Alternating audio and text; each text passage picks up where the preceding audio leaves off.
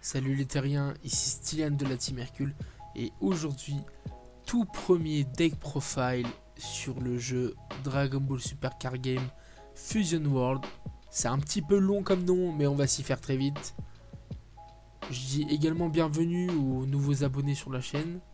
Pour ceux qui ne nous connaissent pas, nous sommes une team donc de joueurs de TCG, principalement du Dragon Ball Master, donc qui est l'autre format. Un petit peu plus complet, mais si vous êtes intéressé par ce format là, il y a énormément de vidéos sur la chaîne, donc n'hésitez pas à les regarder si vous êtes curieux.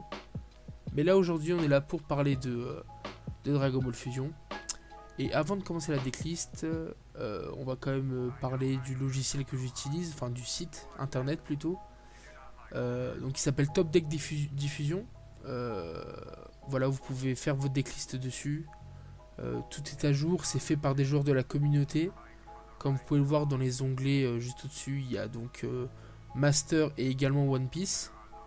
Donc voilà, n'hésitez pas, le site est ultra clean, très bien géré. Et ben écoutez, on va sans plus attendre commencer la decklist. Donc le leader Gohan, donc un leader très simple, hein, draw 1 quand il tape comme la plupart des leaders pour l'instant sortis dans le jeu, hormis ceux qui ont coup critique, bien entendu. Lui, son éveil, alors c'est de piocher 1 lorsqu'il a 4 PV au moins. Et lorsqu'il est éveillé, son active battle, donc qui peut être utilisé durant notre tour et celui de l'adversaire.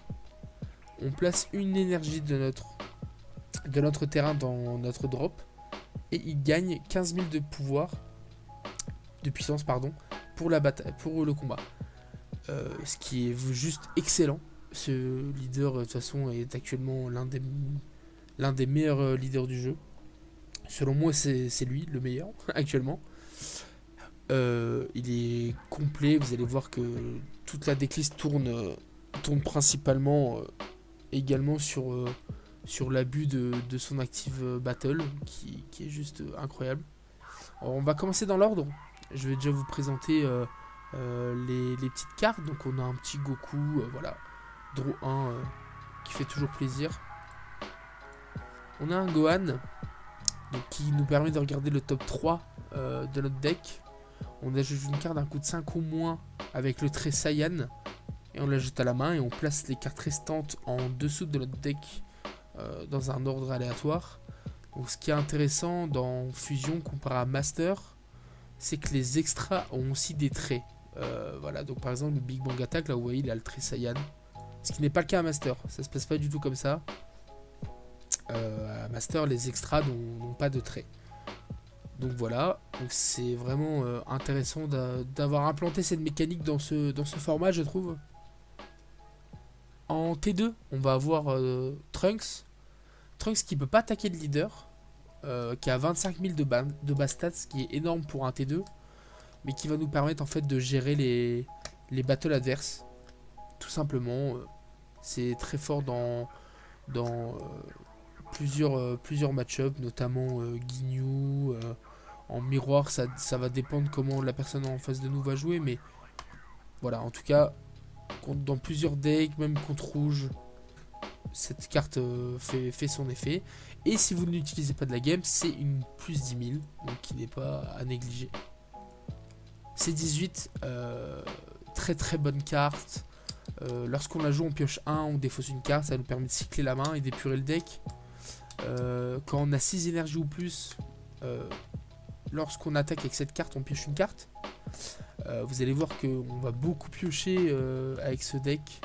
Le but c'est pas de les jouer directement, sauf si bon, on n'a pas d'autres lignes de play.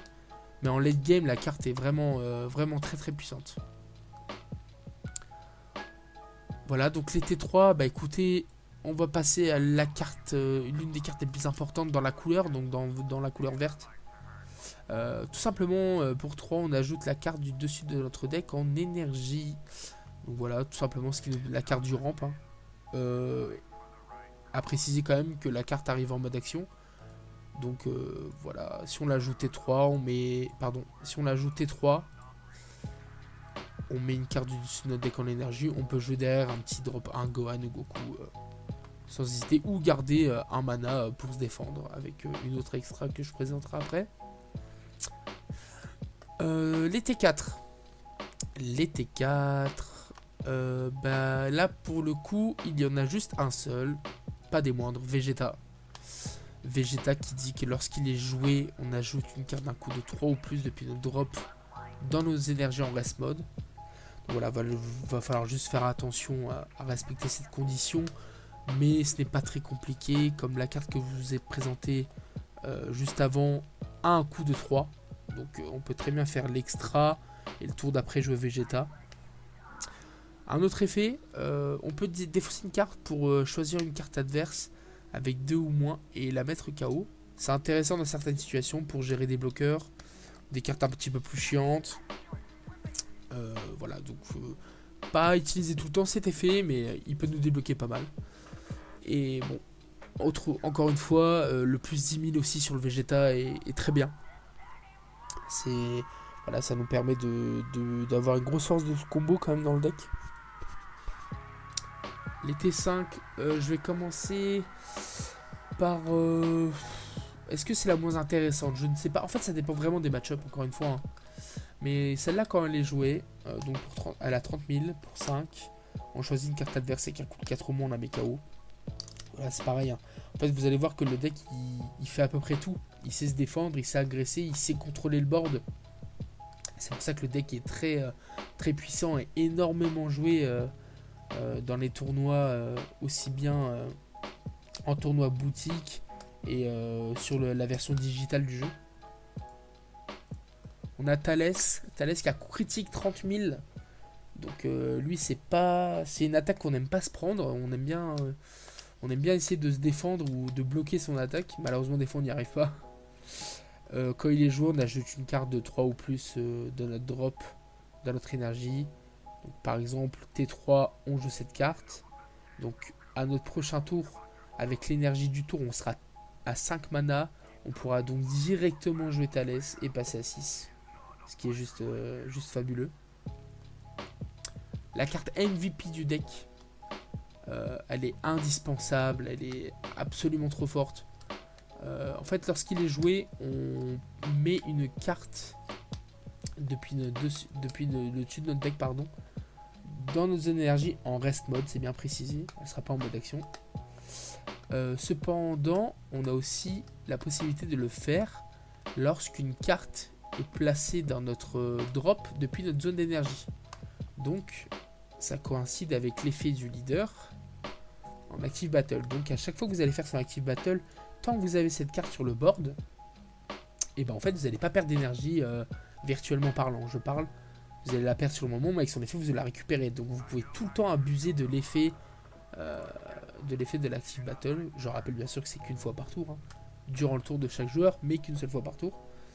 Donc voilà, ce qui est juste trop fort d'avoir un leader à 35k. Parfait, il n'y a rien à dire, c'est juste parfait. Le drop 6. Double strike 40 000, voilà. Franchement, même sans l'effet, elle aurait été fabuleuse. Mais ils ont rajouté un effet qui est très fort, c'est qu'on KO lorsqu'elle est mise en jeu 2 cartes adverses qui ont un coût de 3 mana ou moins. Voilà, pareil, hein. Contre les decks un petit peu plus agressifs ou qui jouent pas mal de bloqueurs pour se défendre, cette carte elle fait le ménage dès qu'elle arrive. Bon.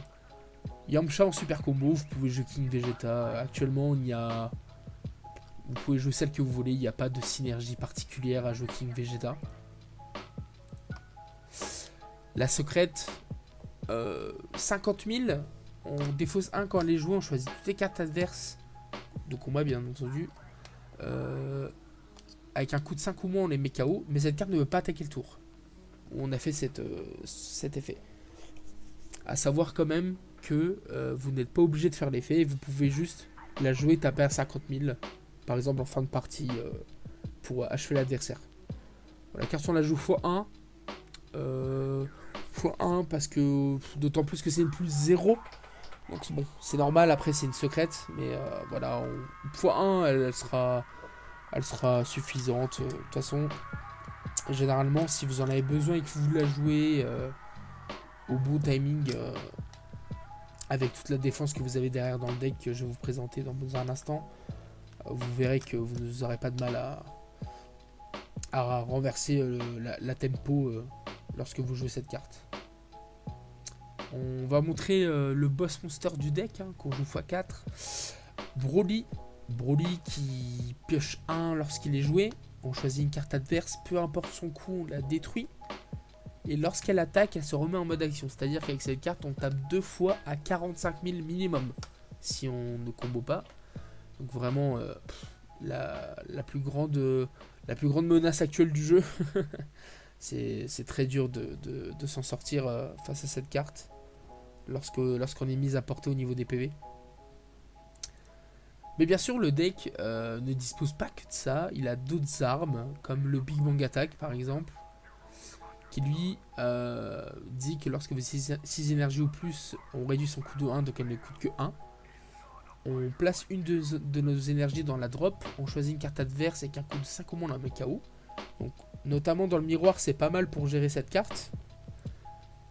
D'autant plus que nous, si on la possède, cette carte sur notre terrain, je rappelle bien avec son effet, comme on met une énergie dans notre drop, on récupère directement l'énergie. Donc on ne perd pas l'énergie qu'on va utiliser. On en récupère une directement. Je précise d'autant plus que ce n'est pas une fois par tour, hein, c'est auto. Donc on va pouvoir également utiliser cet effet de nouveau. Par exemple, lorsqu'on se défend avec un Kamehameha instantané, qui elle dit qu'on place une énergie dans la drop. Donc, voilà, vous avez compris, je pense maintenant le principe. On en remet une à chaque fois. Et notre leader gagne, ou une battle, gagne 15 000 de puissance pour le combat. Donc, concrètement, c'est une carte sans condition grâce au combo de cette carte qui vous donne 15 000 gratuitement. Voilà, c'est plutôt pas mal. Et puis, sans doute la meilleure extra actuellement verte. On choisit un leader ou une carte de combat, on lui donne 15 000 pour le combat.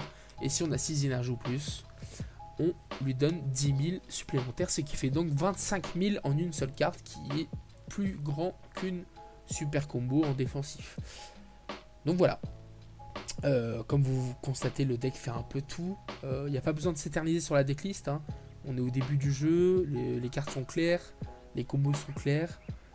Voilà, donc si vous n'avez pas essayé encore ce beau leader, n'hésitez pas à le faire. Voilà, en tout cas j'espère que la vidéo vous a plu. On réfléchit encore actuellement à comment faire des vidéos de gameplay. Donc pour l'instant c'est pas dans les clous. Cependant on va faire plusieurs deck profile pour aider ceux qui se mettent au jeu. Et aussi on va bientôt commencer à faire des ouvertures sur la chaîne, que ce soit sur Fusion, sur Master. On va faire des ouvertures plus régulières, donc n'hésitez pas à suivre tout ça si ça vous intéresse. N'hésitez pas à commenter si vous voulez voir des vidéos particulières concernant le jeu ou autre. Donc voilà, j'espère que la vidéo vous a plu, et puis on se dit à la prochaine. Allez, salut les terriens.